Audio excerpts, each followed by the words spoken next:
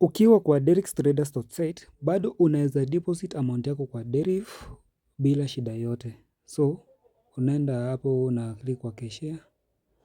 Ukiangalia authors app by Derif, iko authors by Derif, powered by Derif, vile unaona hapo.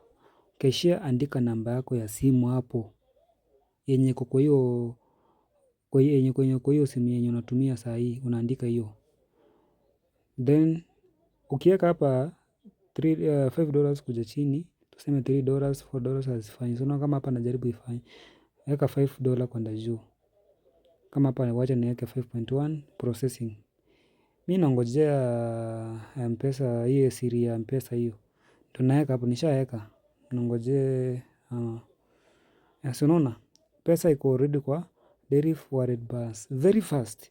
Then from there una transfer direct. Ukiwa hapo transfer ndio hii. Transfer hii amount kwenda kwa options ndio uweze kutrade kwa options over and under raise and fall hizo. Nimetransfer hii amount, si unaona ni 5 USD nimetransfer. Tuongojee tuone kama ija reflect. Hiyo ni nini? Si imekuwa transferred kwa a Derif real account. Na hiyo ndio amount na unaanza kutrade immediately. Enda hapo kwa free bots kuna more than 60 bots. Tumia hizo and then tag me later.